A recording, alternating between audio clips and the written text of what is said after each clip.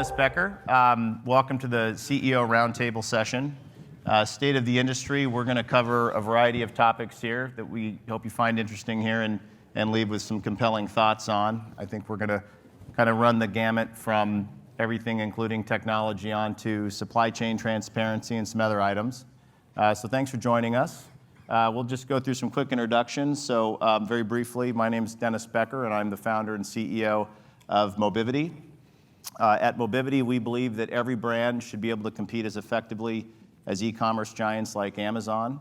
So we've analyzed billions of point-of-sale transactions across direct marketing programs that have touched more than 100 million unique consumers to build our recurrency platform as the industry's first cloud-based solution devoted to driving guest frequency and spend specifically for brick and mortar brands. Today, our customers span the full spectrum of the restaurant industry, including brands such as Subway, Papa Gino's Pizza, Red Lobster, Sonic, Baskin-Robbins, and many others. Good afternoon. My name's Patrick Renna. I'm the president of Wahlburgers. We're a family better burger chain based in Hingham, Massachusetts. We have 32 locations open across the country, as well as 2 in Canada. And our most recent venture across the pond in the UK, we opened our first London restaurant earlier this year. We're primarily a franchising company. Of the 32, we operate 5, 4 in our home market of Boston and 1 in Myrtle Beach. And we'll open 3 more this year, including our first location at an Air Force base with APHIS in Germany. And next year, we're going to venture into some more smaller format universities. We're going to test inside of Walmart, and we'll probably open 10 to 12 locations next year. My name is Chris Fuqua. I'm the CEO of B.GOOD. We call ourselves the industry pioneer in healthy fast casual. It's a better-for-you burger, bowl, salad, smoothie place that was founded by 2 friends from the local Boston area. We now have 78 units around the world, so most of them are up and down the eastern seaboard. We extend as far west as Chicago, as far south as Houston. We also have 5 locations in Toronto, 4 locations in Germany, and 5 in Switzerland. We are very excited about innovation and about what's going on with things like the plant-based meat craze. We launched a flexitarian burger platform last week. It's not beyond or impossible, but it uses better-for-you ingredients and really stays true to what we think the customer is looking for from a better-for-you fast casual. Very honored to be here. Thank you for having me.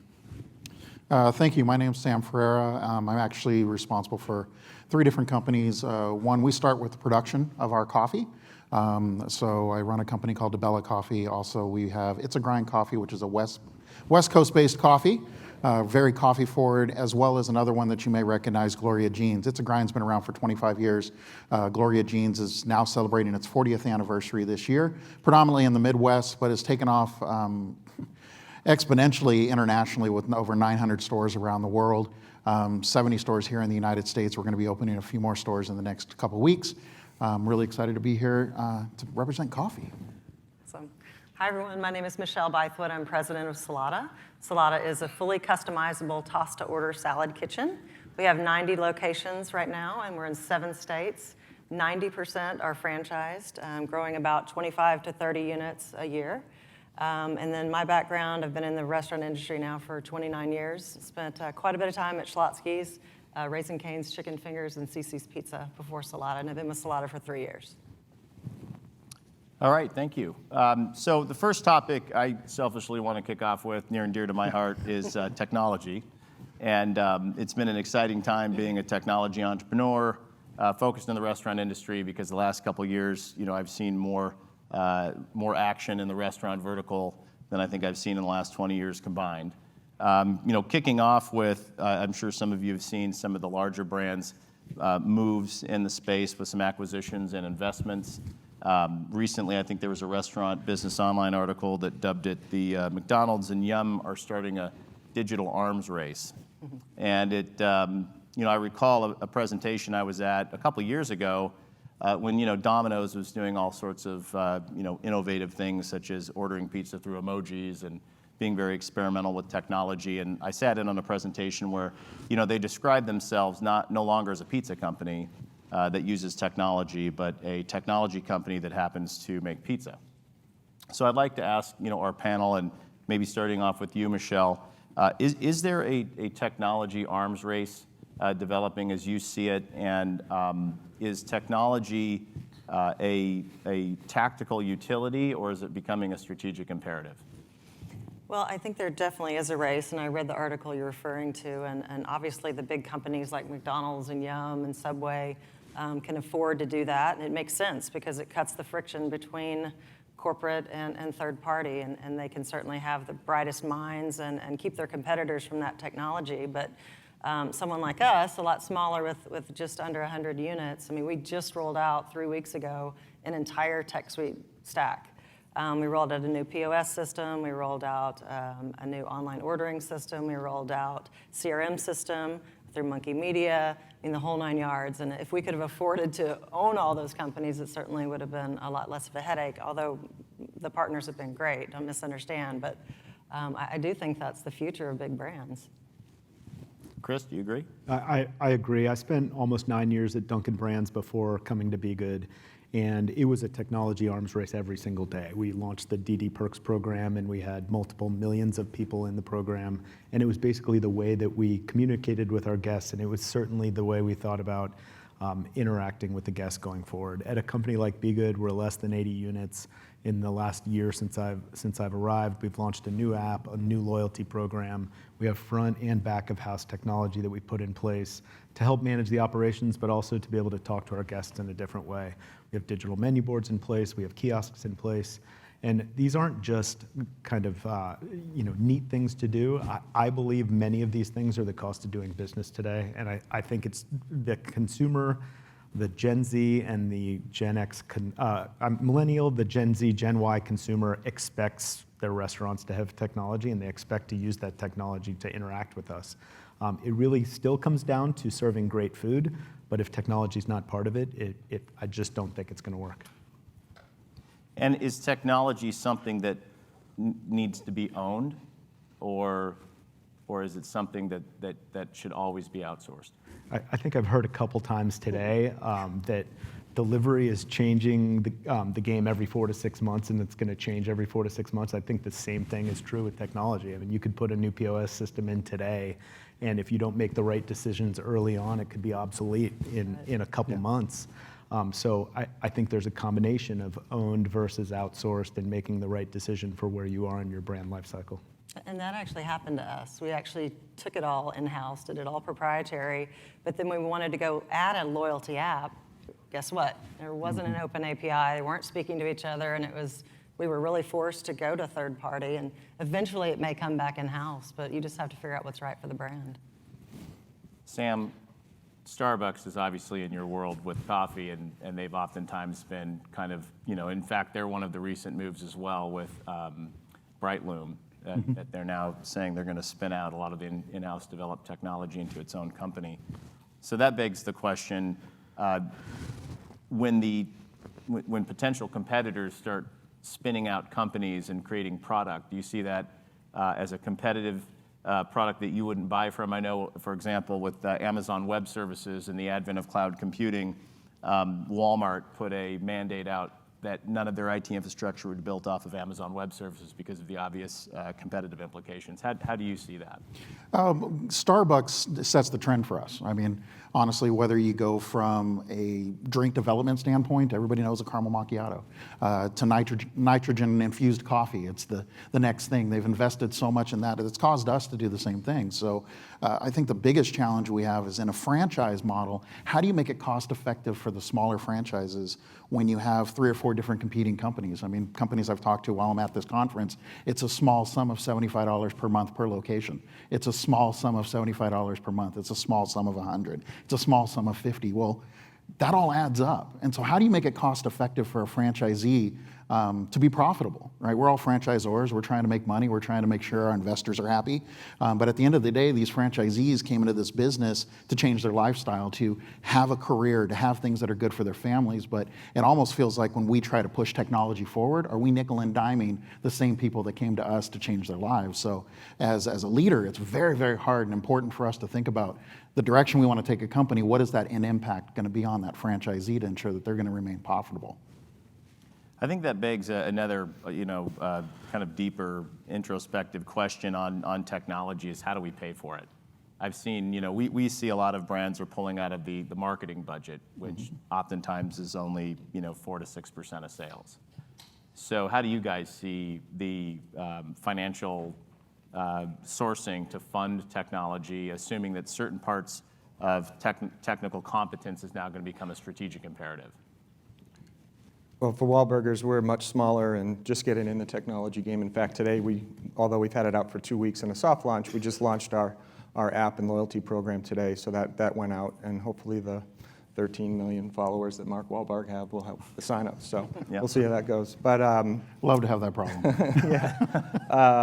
we up to this point with online ordering and our loyalty app, we've funded ourselves, the franchising company, the development of those. So the startup cost, and then the ongoing cost we've passed on to the franchisees. So we haven't even done it through the ad fund. We actually only charge 1% right now, mostly because for the last 5 years we've had the benefit of a reality show, so we didn't charge a big marketing fund. The brand was outsized relative to the size of our company, so that was a benefit hopefully to the franchisees, big openings, and getting sales up. So we're taking the position right now where we're funding some of that development, passing the ongoing cost onto the franchisee.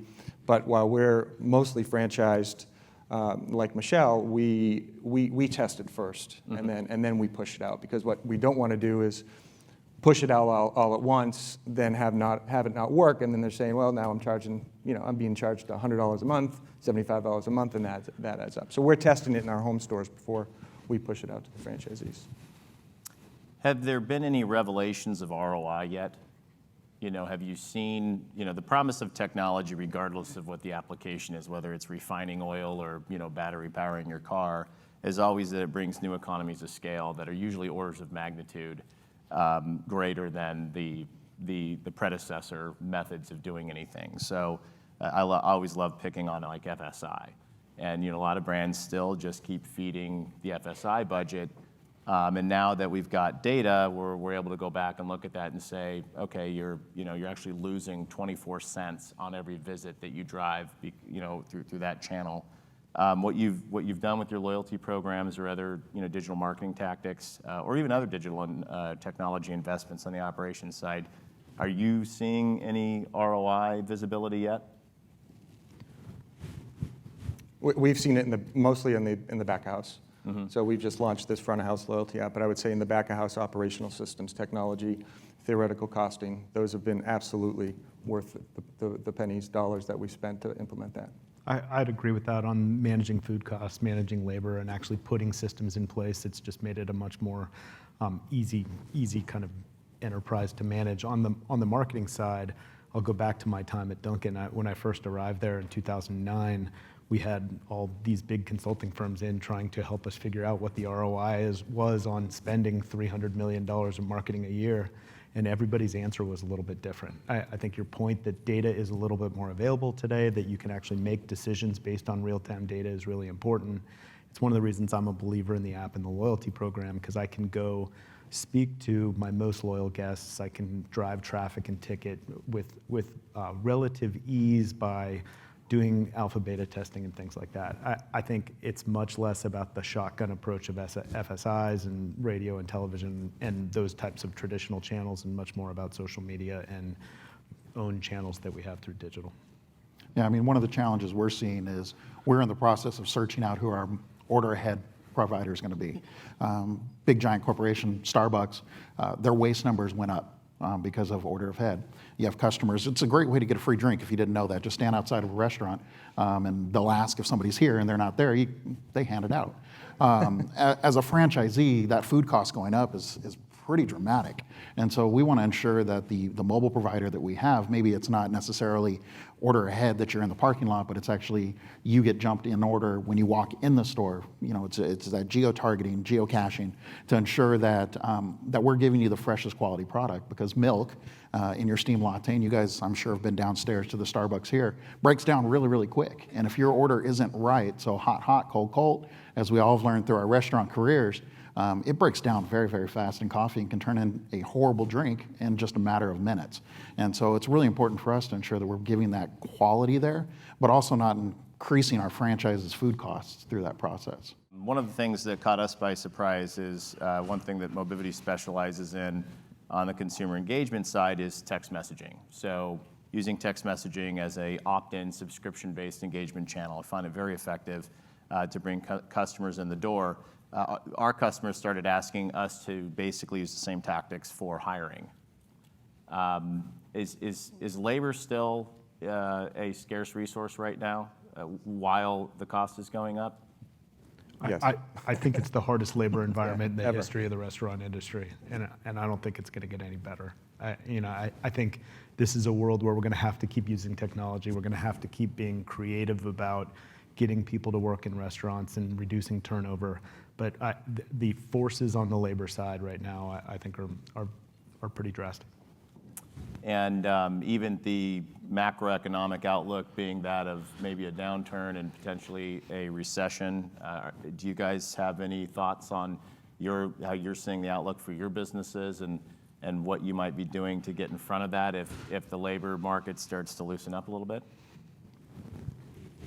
Well, I can say from ours, we're a legal drug. So for us, coffee is a necessity for life. And as the industry does turn down a little bit, we still have customers that are coming in, and actually our employment base as well as franchisee growth grows. So as we had the economic downturn the last time around, looking back at prior numbers before my leadership, you actually saw store units increase.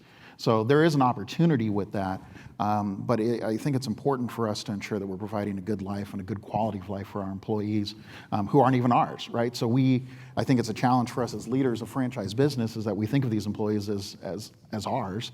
We want to see them do well, but in the eyes of the government, if they're ours, then there's a whole nother line of problems that creates for us. And so we have to be very careful about how we run our industries, how we run our businesses, looking out for them, taking care of the holistic view of the business itself. So our franchisees, in turn, hopefully are doing the right things and taking care of their employees and not taking the labor crunch that we feel and we see in a leadership role that they do foolish things in their own operating role.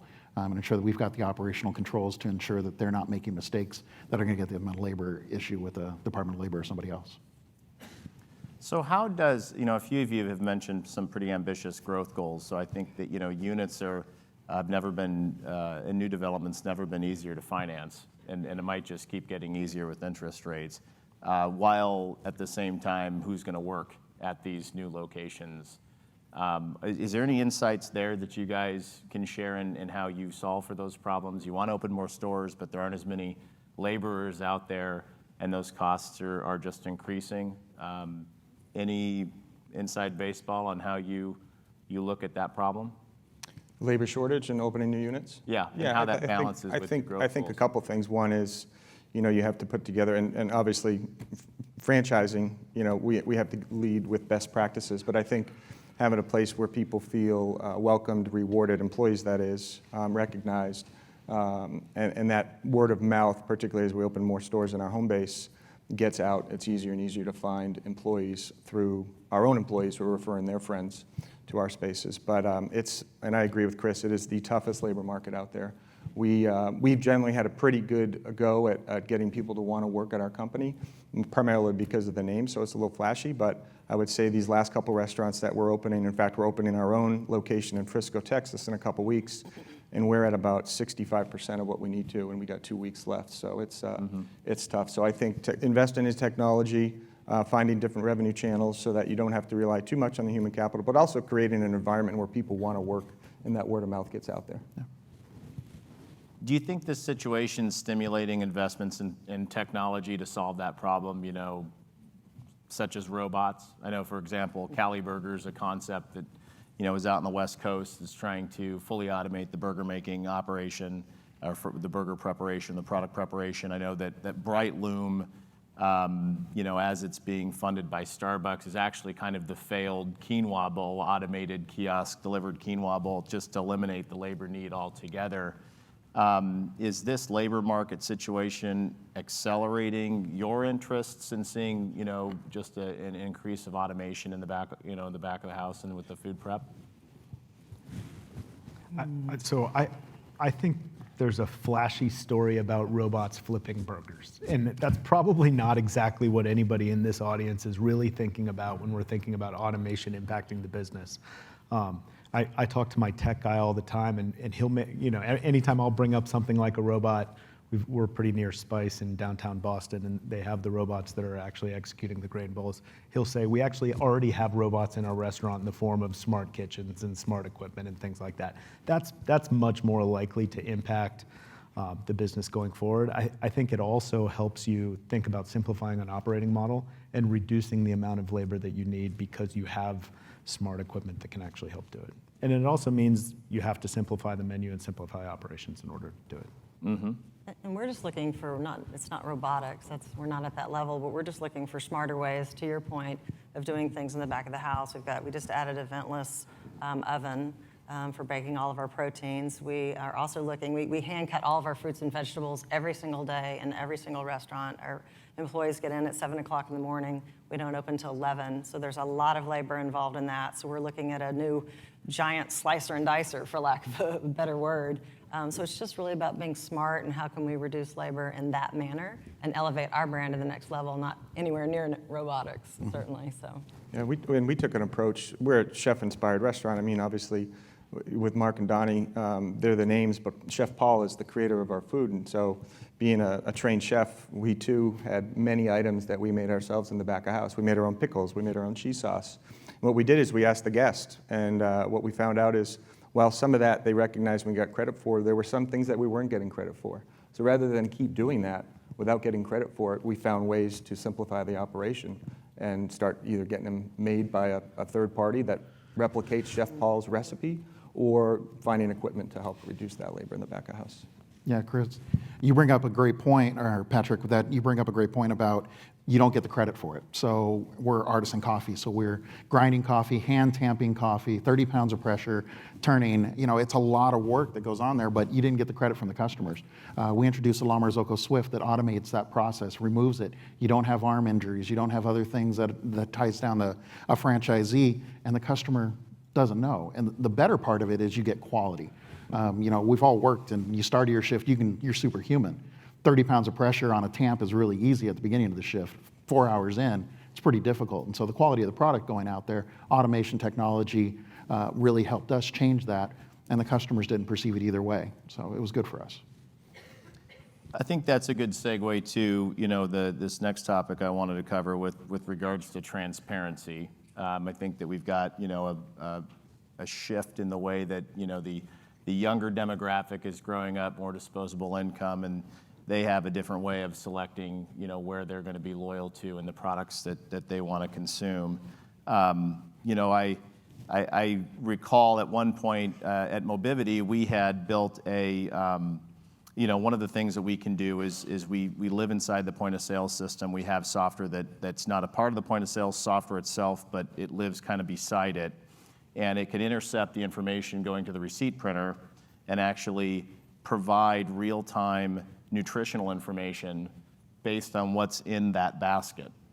So the cashier doesn't have to do anything. It's just they ring them up for a certain product, and they're getting, it could be like a consumer packaged good level breakout of saturated fat, calories, et cetera. And it was one of those ideas, I think, that I wonder if it's maybe was too early for its time, because there's a lot of information that you can convey on the receipt, particularly if you're in an operation where the consumer holds on to I call it receipt utility. They're holding on to the receipt. It's their order number, or it's a drive-through purchase. It's their proof of purchase. And so they look at that receipt. And at one point, we had a customer. It was a brand called Modern Market. I don't know if anybody from Modern Market's here, but somebody had taken their receipt and posted it on Reddit, and it became the 4th most trafficked story on Reddit. Something like, wow. I think it was 7 million views. It was 250,000 comments. Everybody's saying, wow, it'd be really great if I knew what I was getting, and this is a great idea. Whether it's it doesn't have to be calories or saturated fat. It could be, the fact that there was a superfood in the ingredients of the product you bought today, and it could even be a competitive statement that you saved X calories because you chose this over something else. We had University of California, Santa Barbara did a PhD thesis on this, and we actually ran this program at Burgerville, which would be kind of like, a brand that you wouldn't expect nutritional information to be that useful for their customers. And the results were staggering. People were changing their purchasing behavior based on the information. Most importantly, that they increased their purchasing volume. They just shifted their purchase, the products that they purchased. However, once we kind of got out on the market and started talking to brands and saying, hey, this is a great idea, there was a lot of adversity to that. I don't think my customers want to know. Do they want to know? Oh, yeah. They definitely want to know, at least our customers do. We just rolled a nutrition builder on our website. It's been extremely helpful to our guests. We get just comments constantly wanting to know, how to target a particular diet or how to build a salad in a certain way.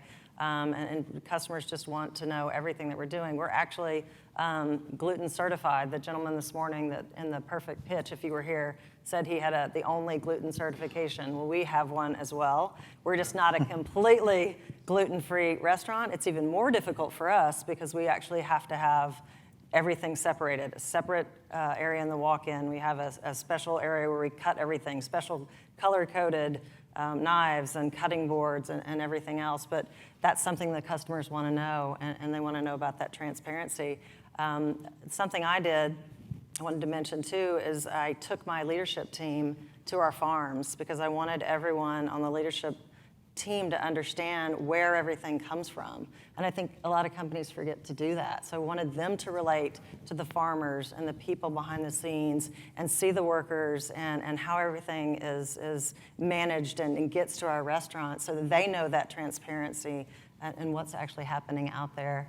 And the last thing too, I also hired a dietitian, a registered dietitian that came in and took a look at our menu, and we're not perfect. We sell fruits and vegetables. How can we not be perfect? We're not. And there's some seasonings and things that had some ingredients that we call the Salata nada list. Don't want those. Can we get rid of them tomorrow? No, because it would cost $1 million or more. So, but just taking a look at yourself so that you know from a transparent standpoint where you stand so that you can relate that to your guest. Yeah, I think that's a great point where you have to be able to tell that story. And coffee, people think coffee is coffee. It's not. There's differences. To go to Origin, to see the farmers, to talk to them, it really tells a great story. But I think that's where technology, to your point about calories and what's in what I'm consuming, that's where our technology partners that are out there need to stop trying to fight each other in the war, to have the best API or the best this or the best that. Have it all integrate together. People use this to track their calories or that, or MyFitnessPal is a very popular one that we see right now a lot. Why is that not integrated? So, and a system like Mobivity, how does that move over into Under Armour app, Yep. right, for tracking the calories? How does that not just automatically go there? Why does not everybody get to talk together instead of, to my earlier point, I got to pay $100 for this, $100 for that, $100 for this to get the best of it all to put it together? But if we all spoke the same language, we all pulled it together, I think as an industry we get a lot stronger because we're providing better services that our customers are looking for. Point taken. So transparency in the technology supply chain too, but no, we live that every day. Yeah. Preaching to the priest on that one. And I could name some customers where it's just been an integration lifestyle almost because there are so many technology pieces at work.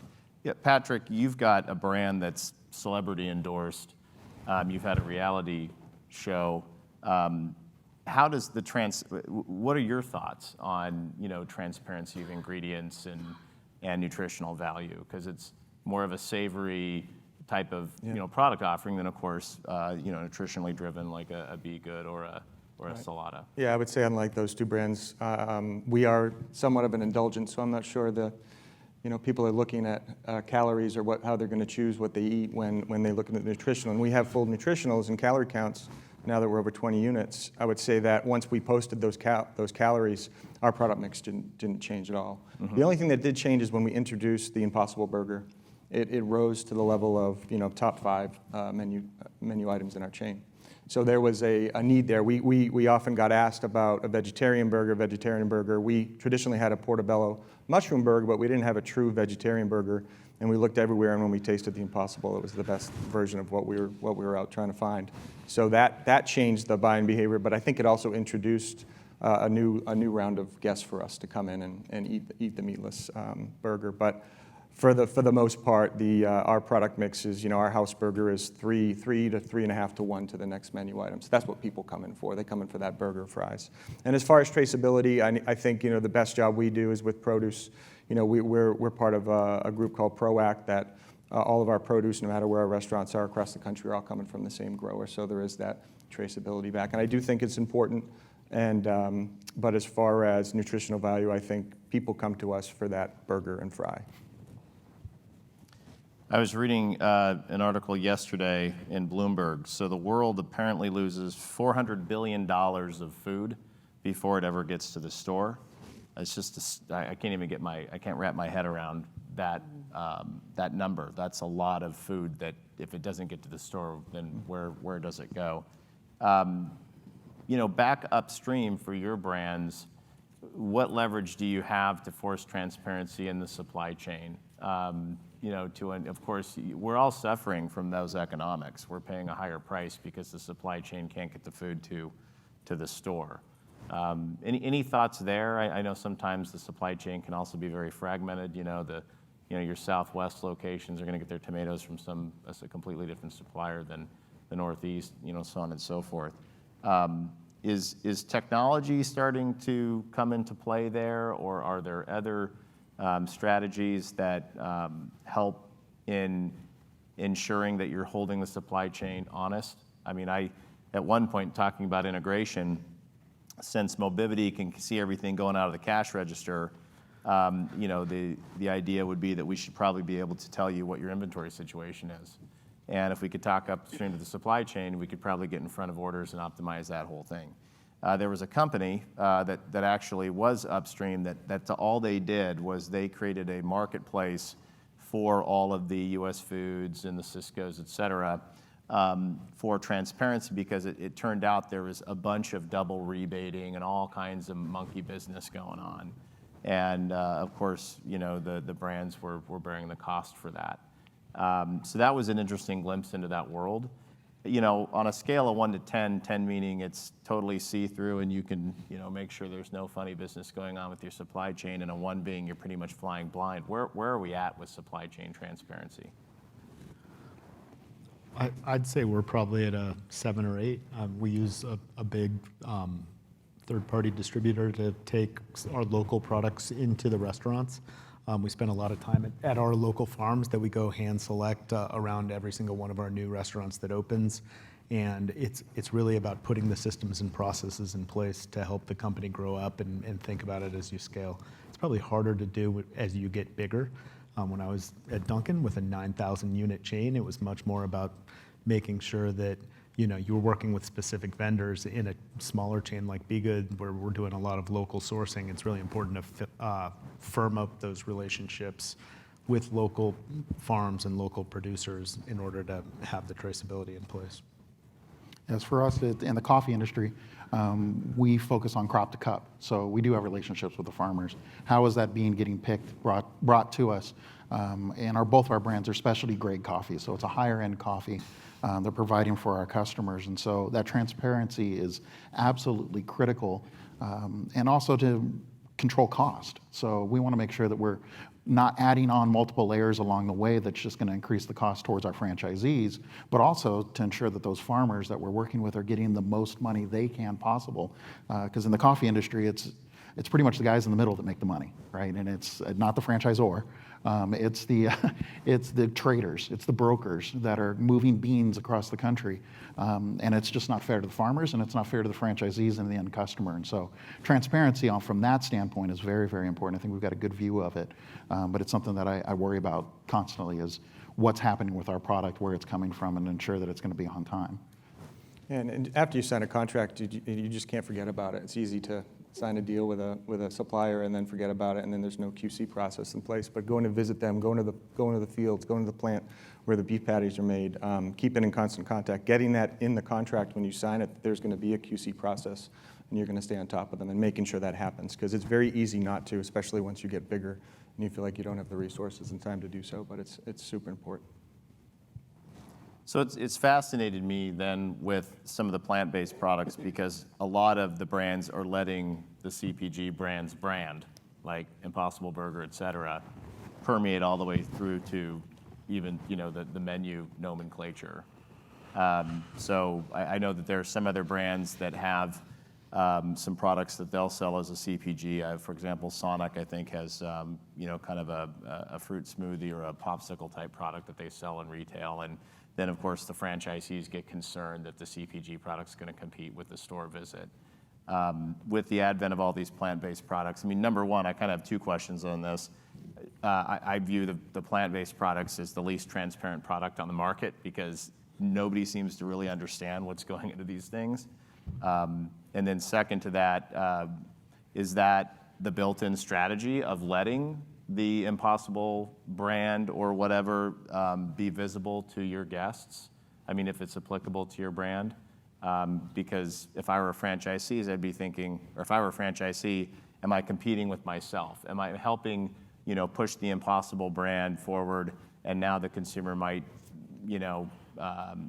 consume that through the grocery store more often than making visits to my restaurant? Yeah, I think people are going to make their choice on, where they're going to eat, or they're going to eat in and out, and a lot of people make their choice to eat out. We actually sell retail beef in grocery stores, branded Wahlburgers. We've been doing it for about a year and a half. We're in 4,500 grocery stores across the country, and we heard that concern about, well, if you're going to sell beef patties next to my location, how's that going to affect my sales? And so we came up with a strategy that part of the royalty we get back from the retail beef, we flush back through the franchisees. And what we found was the awareness of the brand just got bigger and bigger, particularly in locations where we weren't. So we're introducing the same beef patty we sell in the restaurants at retail, and we haven't seen any fights with the franchisees, especially now that we let them participate in it. On the Impossible side, I think they just went retail. We haven't seen any concern from our franchisees about that product going into retail. It's still one of the, like I said, top 4 or 5 menu item sellers for us. It's an item that people want, and we've had it for about a year, a little over a year now, and we haven't had any issue with that. On the plant-based thing, I think you have to look at what Impossible and Beyond are trying to do, and some of the others are trying to do. They're trying to reduce meat consumption, and they're trying to do something good for the environment. I think I'll park those two things, because I do think there's some nobility in those efforts. We, as a brand, believe we were founded on the idea of food from the farm, not from the lab. So we've made the choice to go with kind of a more traditional veggie burger type option. But I do think as technology comes, as there's more innovation in the space, plant-based could mean different things down the road. It won't always have to be, the Impossible or Beyond. It'll be something that we're not even talking about or thinking about down the road. On sharing revenues, I think it's interesting that you've done it at Wahlburgers. At Dunkin', there was a massive outcry when we put K-Cups into grocery, and it was like World War VI, right? I mean, it was unbelievable, the number of discussions we had in franchisee advisory councils about these products in particular. We ended up sharing 50% of the revenues with the franchisees, and they were still upset about it, but they were making a lot of money on it. So I think in the franchisee environment, there's always going to be friction when there's something that's a little bit controversial, but we're probably all up here with the same idea of trying to put our brands in the hands of consumers wherever they want it, and that definition for consumers is changing as time goes on, and you have to look for different channels to try to sell your products and build your brand. And I think you mentioned channels. Same thing with Gloria Jeans. We have an agreement, or that's a long story over a beer, with Keurig, and we do K-Cups. So our brand is used. I don't have a lot of control over that because Keurig is Keurig. And it doesn't cause friction with the franchisees. I also have an e-commerce website that we manage from our roasting plant where franchisees were apprehensive that why would we have this? What it actually does is create that market share for other areas. We were able to help a store pick their location based off of, we know your customers are already here. Look, these customers are already buying your beans from this location because they remembered it when they were in Chicago. So let's build a store here. Store's doing great. And so it gave us a lot of information. And so to change that perception of what the franchisee originally had to, look, this can be an asset for us. They still want their cut. Of course. But it's from a branding recognition standpoint, it's incredibly huge for those partnerships. So. And we've taken a stance against, no offense, Impossible or Beyond, but it's an ultra-processed 22-ingredient product, and that's not what we stand for. We're plant-based in general, and we just don't believe in it, and it drives me crazy. My team makes fun of me because I personally talk about it all the time. Just the reference to it being healthy is just, I disagree. So we don't support it. Are you planning on making that part of your branding then and strategy to the consumers? That education of, hey, you're eating a true plant-based, and maybe we could put the ingredients on the receipt for you, I don't know, but product versus the unknown synthesized I wouldn't come alternative? out from a negative standpoint and go after them. I mean, I don't think that would be smart, but we would promote what we do in the right way that is the true core of our brand. So I would take that positive angle about, what we do well.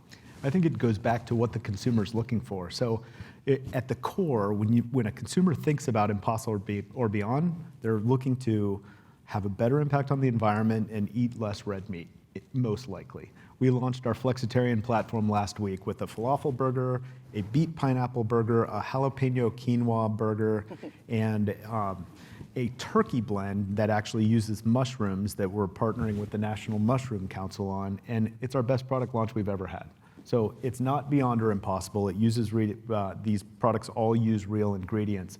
So I think similar to Michelle, we're taking the positive approach and trying to say this is what our brand's all about, and so far so good.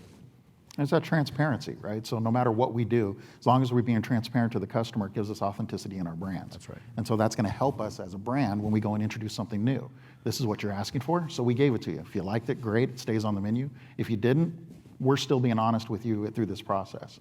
So I think that's critical for everything that we do. To me, it's like a strange inverted world from Where's the Beef? Only there's like no beef. So kind of playing off of or continuing from this kind of plant-based product frenzy, it seems to me like the restaurant industry is in a product frenzy right now. There's a lot of brands that are just whipping out. There's some brands that are kind of known for it. It kind of used to be Jack in the Box, and then they've kind of settled down. But there are some others now. Subway's going crazy with it seems like a new sandwich every other week.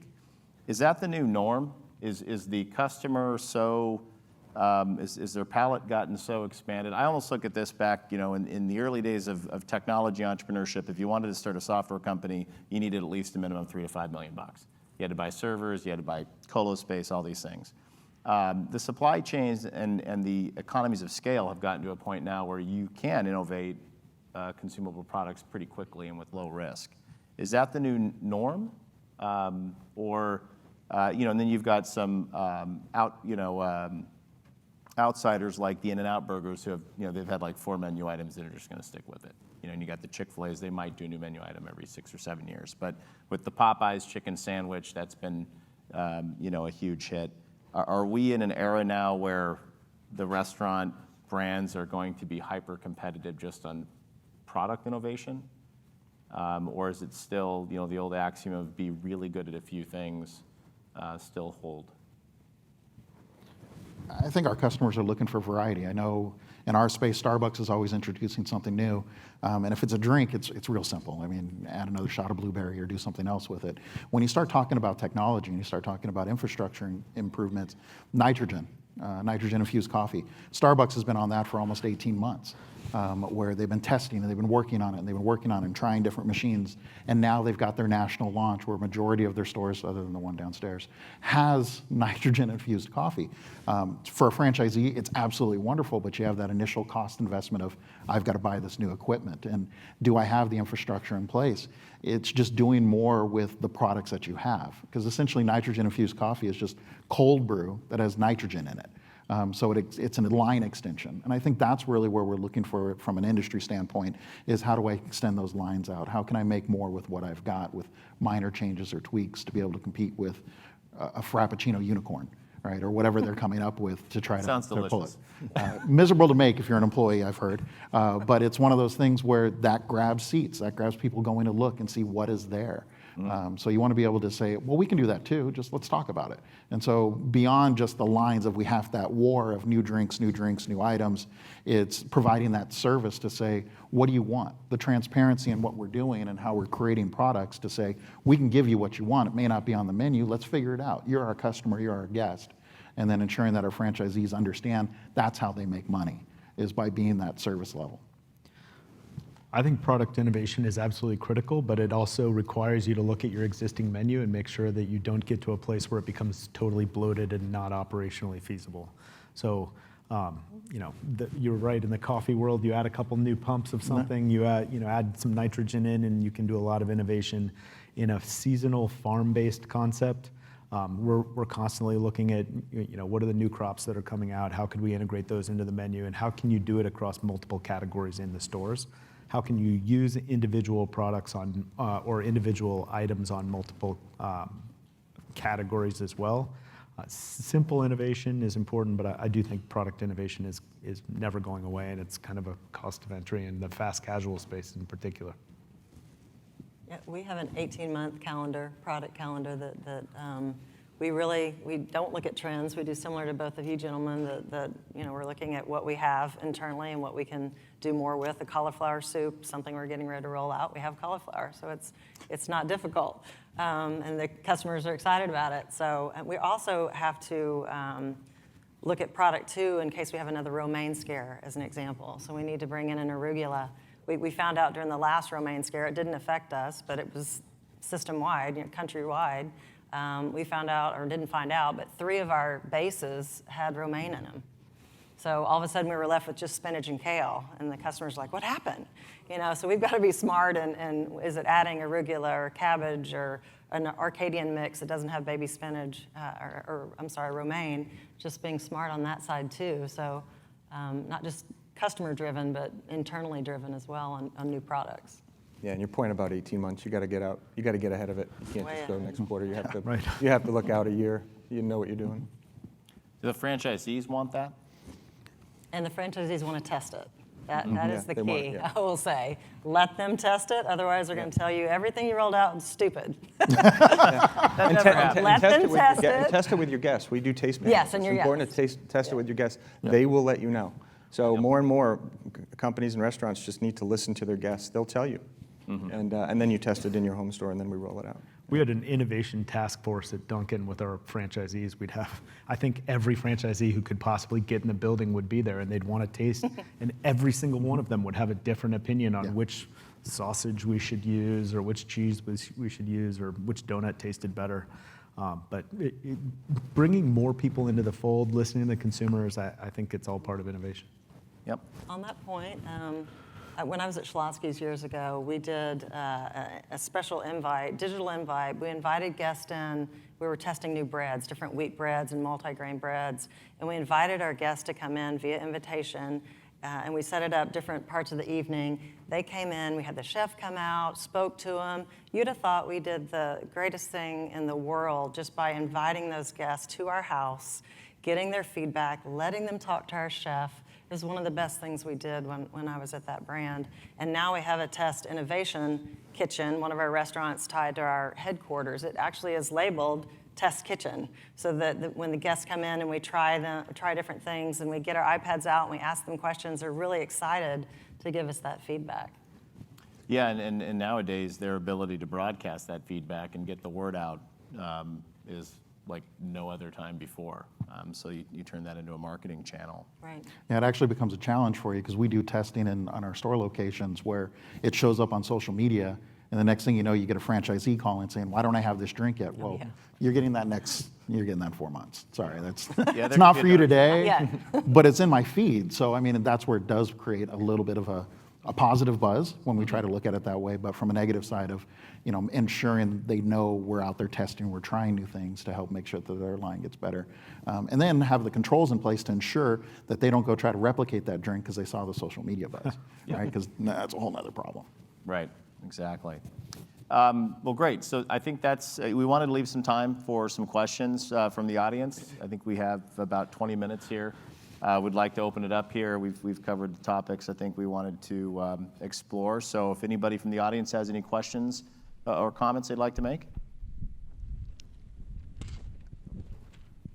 Up in front. Hi, thank you so much. One of the things that came up is, thank you. And it sounds like there was a couple different concepts that are trying to put some of their products into groceries. And I'm just curious as to, without getting into logistics, is that your most successful diversified revenue stream that you've kind of entered into in terms of being in the food business? Or are there other revenue streams that you've kind of waded into successfully or not successfully? Yeah, we did the retail beef last April, and it was well received. We had no idea how it was going to do. We started with, I think, 1,100 stores, and right now we're up to 4,500. We've added a West Coast manufacturer, so it's definitely been successful for us, and we're going to try a couple more items next year on the retail line. And I would say that 3 years ago, if you'd said we would have been in 4,500 grocery stores with a Wahlburgers beef blend, I would have said no, but we were approached by a third-party company to take a crack at it, and we decided we would. We had one condition when we launched it, is that it had to be the same beef blend and size that we were selling in the restaurants. So the 5 1/3 ounce patty, chuck short rib brisket, is the same patty you get in the grocery store. So that was very important to Chef Paul. And since we've had that in place, now we're starting to expand off of that line. But that was the most important thing.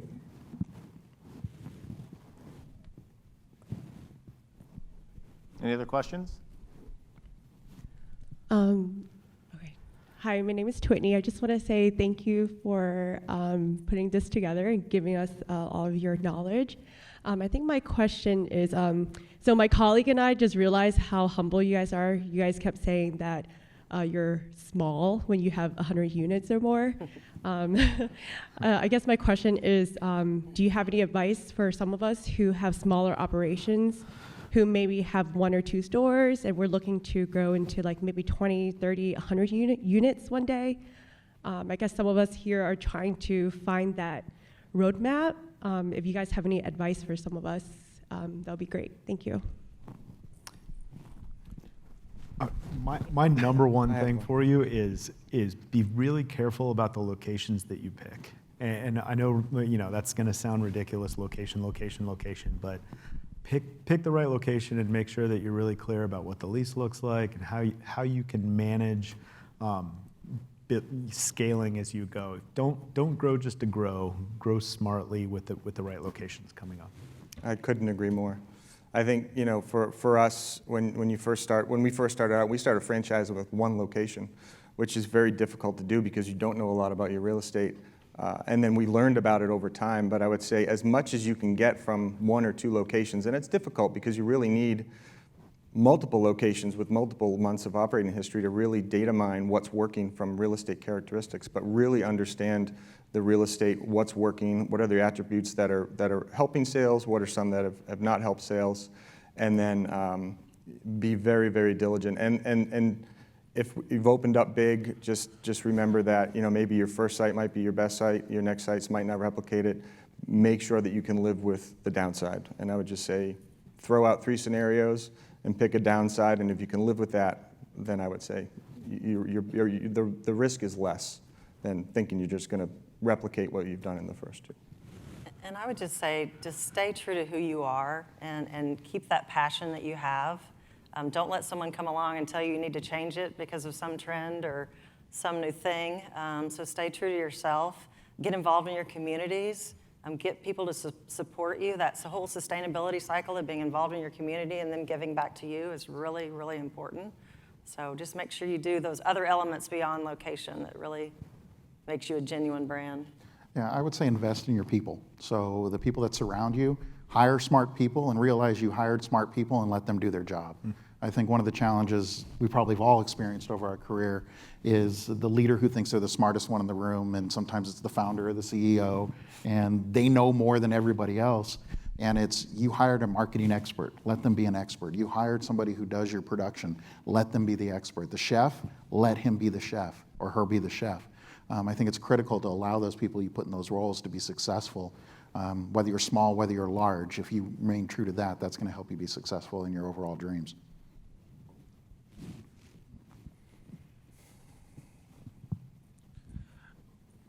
Maybe not necessarily for your own brands, but I was wondering if you could maybe offer some commentary in terms of what you think the impact or what you see or anticipate with regards to the virtual and ghost kitchens.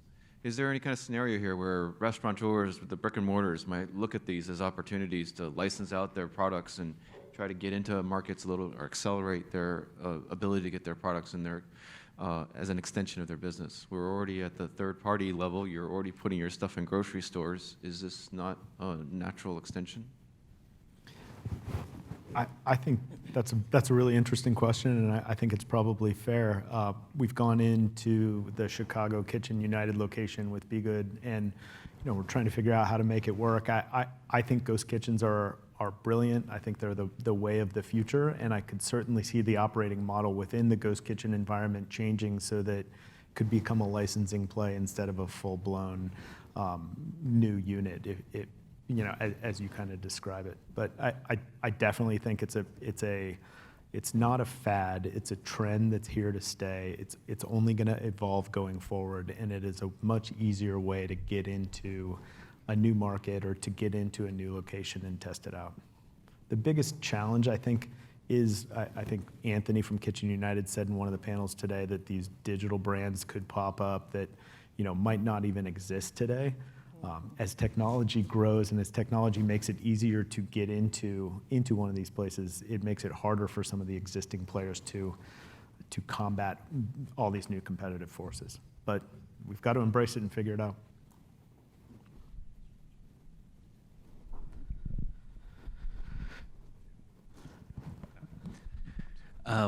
We've been hearing so much about data. We get so much data, right? And so besides sales, right, of course, what are the data, what data are you guys most excited to be gleaming from your operations? Whatever the guest has to say. That's what we're leaning into, listening to our guest. So that's in a couple ways. It could be through feedback or going out and getting feedback, or it could be just looking at your menu PMix. That's a guest talking. They're telling you what they like, they're telling you what they don't like. So look at that every quarter, every 2 months, every 5 months to really understand what the guests are saying, because they're talking to you through that product mix and understanding that and making choices about what's not working, what can we innovate to introduce, and ask them what would you like to see on the menu, because that's really all we're focused on is guest data, listening to them. I think a little bit in your question, maybe I'm reading into it, is there's so much data out there that what do you do with all of it? I think it's also important to take a step back, and I'll echo what Michelle said. Be true to yourself and be true to who the brand that you're trying to build, the products that you're trying to sell. Maybe data can play a little bit of a role in building those things, but you can get really overwhelmed with data. And if you spend too much time looking at it, it'll make you crazy. And you can tell a great story about it, and you can tell a terrible story about it, and sometimes it's in the same data set. So Patrick says, listen to the guest. I think that's absolutely important. But don't get overwhelmed by the data. Make it your friend instead of your foe. Yeah, Chris, I think you put it as, I've sat in meetings where people have told me they've got the #1 store, and it just depends on how they look at the data. Right. Right? So it's just how they're going to spin that story is that, to me, data is just a story. It's a part of the story. You have to go and find out more, and your guests are going to be the ones that tell you your true story. The data validates what they're telling you. So if they tell you this is good, the data says, yeah, they're right. If they say it's horrible and the data says something else wise, well, then let's go dig a little bit deeper and find out more about that customer or more about other customers. But data helps tell a story. It's not the story at the end of the day. You know, I'd just pile on to a couple of these comments. I always revert, when I've heard this question a bunch of times, revert back to the Hitchhiker's Guide to the Galaxy, where they spend the whole book as them looking for the meaning of life, or to get to this computer that has the answer, but they asked the wrong question, and so the answer is just a number. It's really, so following on with staying true to what are you trying to deliver to the market, what is your brand purpose, then form the right questions. You now have data that can answer questions that could never have been answered before, and that's really what all of this data means. It's not that you have data, now figure out what to do with it. It's what questions are going to be important to your brand being successful, and then figure out what data sets are going to be important to answering those questions and improving, what you're pursuing with those questions. A lot of operators get it backwards. They just go look at the data to then formulate decisions, and then they end up, either, making the wrong decisions, or what happens most of the time is irrelevant decisions. The data becomes really noisy, and so now you've lost focus and you're spread thin. Congratulations to you all for such impressive growth. What are the biggest challenges and risks associated with such growth, and how do you mitigate for that? What was the question? Could you repeat the question one more time? Sure. So congratulations on your growth. Whenever you're opening so many new locations, what are the biggest challenges or risks that you face, and how do you mitigate? Yeah, I mean, I'll go back to the earlier answer on location selection. I think that's absolutely critical. Making sure that you're selecting locations appropriately and negotiating leases the right way. That's probably number one. And then number two, building the infrastructure and the people and the team that you need to actually execute, especially as you get further away geographically from the core of where your business is. It's really important to rely on the people that you hire at every step along the way. Yeah, and we, when we started franchising, you typically make two mistakes, right? You pick the wrong site and you pick the wrong franchise partner. So if you're franchising, the second is hugely important, and is important picking locations, and make sure those people share the same values that your organization shares. That you're just not getting, bright-eyed because somebody's got a checkbook. You want people that bring more than just money, that are going to invest in your restaurant. You want people that are going to share the values and are in it for the right reason, not just to write a check. So there's a couple of mistakes we made early on. I would say franchising as well, picking the right partners, exactly that. We just recently, in the last month, turned down 3 different partners that we thought were the right fit, but after further discussion, we realized they weren't. So just being willing to say no, and it doesn't matter about the check. You'd love to have it, but if they're not the right partner, they're not the right partner. Your comment about the site selection being easier, actually, than the people was a very interesting one. I was wondering if you could comment about some of the innovations as it comes to labor. There's been a lot of discussion here about, paycheck the next day and kind of new creative kind of payroll type processes to try to attract more people. There have been a couple efforts to do like an Uberization, if you not, of the restaurant workers to some extent. Are those on your radar screens? Are you thinking about how to innovate as it relates to your labor?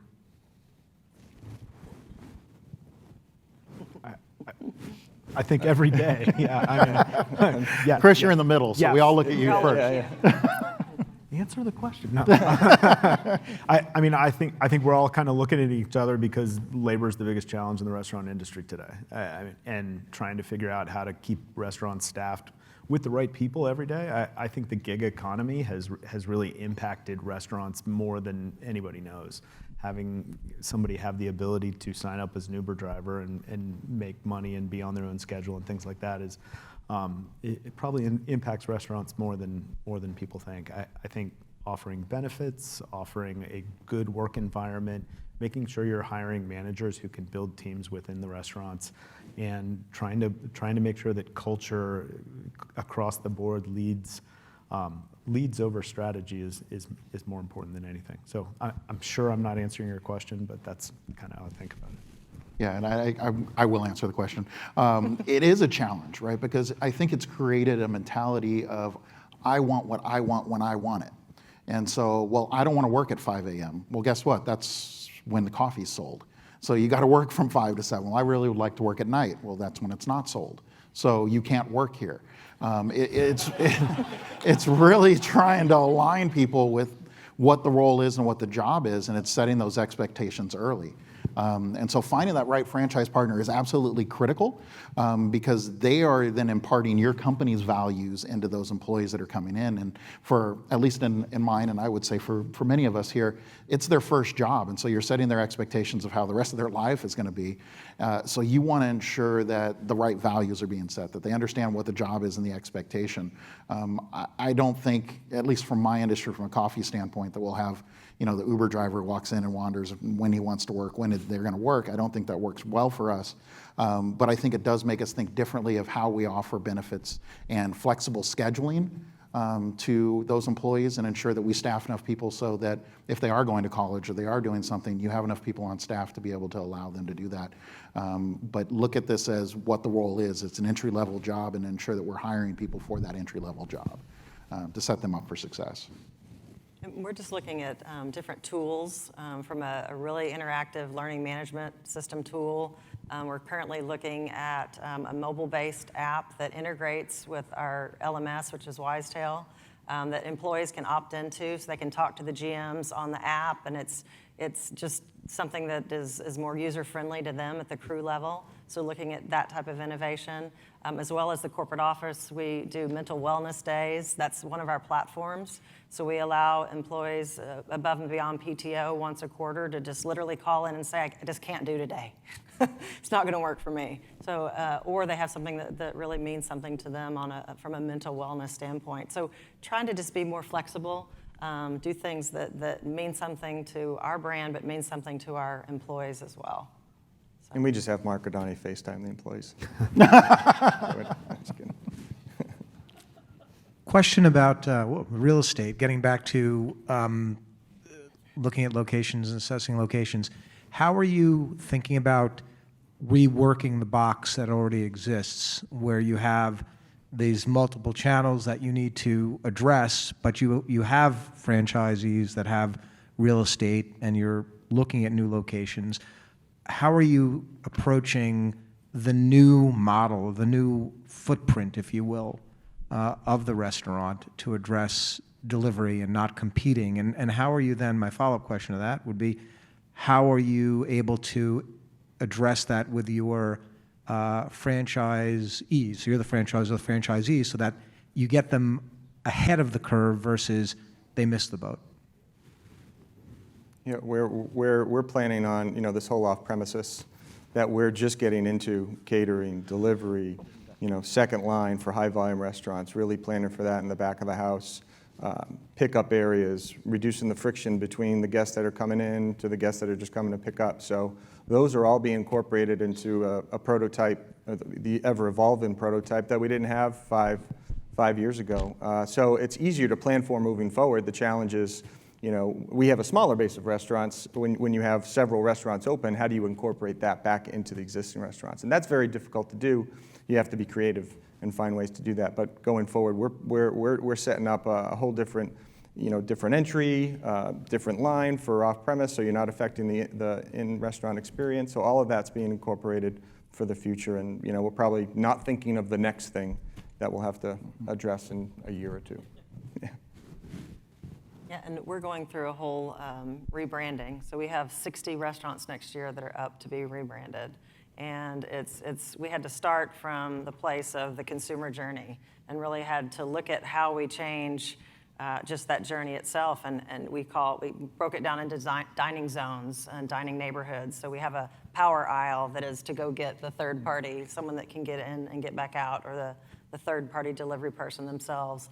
We have an area that's community table-oriented with plug-ins where we invite people to stay. So it's just about looking at the journey different. The biggest challenge is getting the franchisee to really embrace that, and it's not cheap to go remodel an entire existing location. So it's about telling them about the value, helping them understand why we have to optimize for the guest and our future. And so it's an exciting time, I'll say that.